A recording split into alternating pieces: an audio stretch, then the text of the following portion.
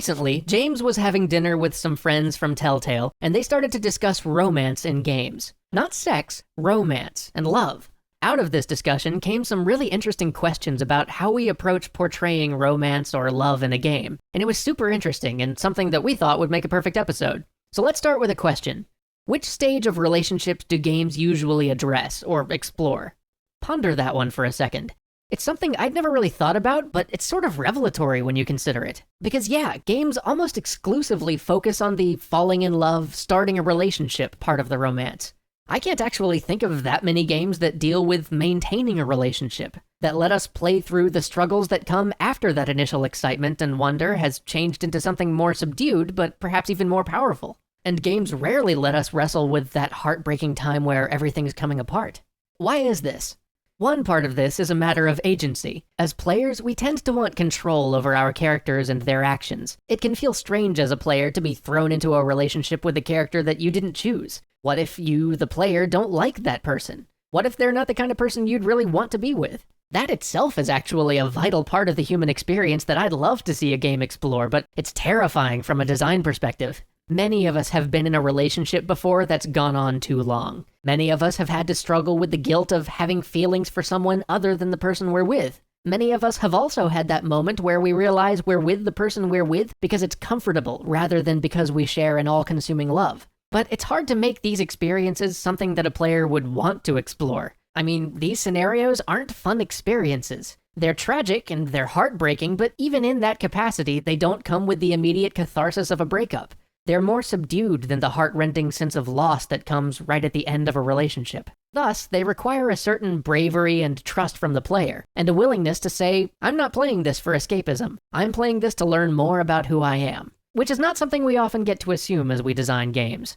And on top of that issue of agency and player receptiveness is the fact that in some ways, these other relationship phases require more complex and subtler storylines to portray. They're just more nuanced than the emotional high of the falling in love moment.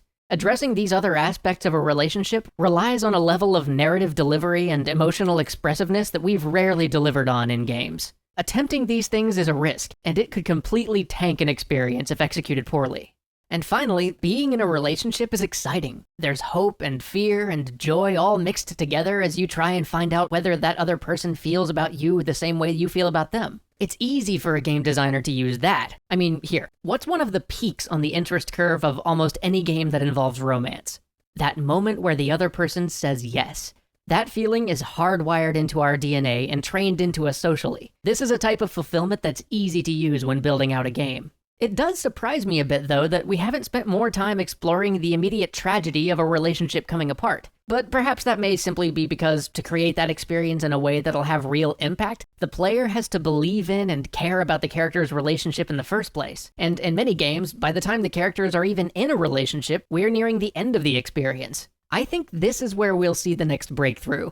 I think before we see a game about the struggles of being in a relationship, we'll see a game that really delivers on the tragedy and loss of something coming to an end in a way that really makes you feel it.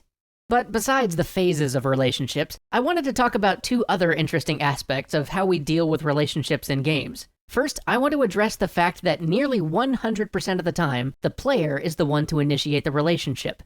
NPCs almost never make the first move or ask the character out. This gives the player total and, frankly, unrealistic control over their romantic world, because it reduces everything to having the player choose which prize they want. It makes the dynamic entirely one-sided in a way that seems, at times, unhealthy.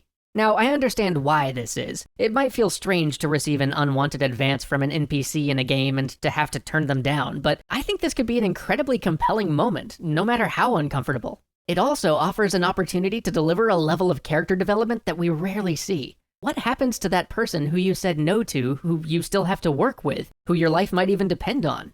Do they take it with quiet stoicism, simply wanting the best for you? Do they think that they might still have a chance if they'd just be heroic enough, if they could just be bold enough, if they could just save your life or fight hard enough for you, they might win you over? Or are they spiteful? Do they resent it? Or what about the flip side of this? Have you ever noticed how rarely you as a player get shot down in a game? When was the last time you were able to initiate a romance in a game just to have the NPC say no, to tell you that they think of you more as a party member? Now, I understand that that takes away from the empowerment and the fantasy we're trying to deliver on, and that's why we never do it, but the way we have been doing it reduces romance to an objective in some ways. It's reduced to a goal or a victory condition rather than a meaningful and natural process.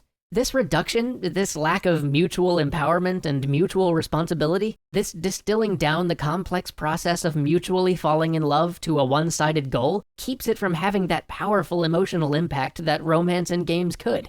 So in the end, it's interesting to think about how much of the human experience of relationships, romance, and love we've left almost totally unaddressed in games.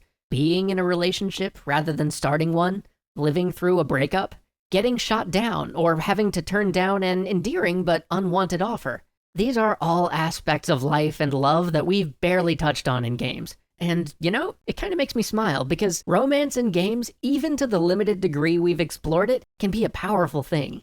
In the years to come, as we do explore all of this uncharted territory, how much more meaningful will romance in games be? How much more compelling will games themselves become as we become comfortable delving into all the aspects of this amazing part of being human? It's kind of exciting. See you guys next week.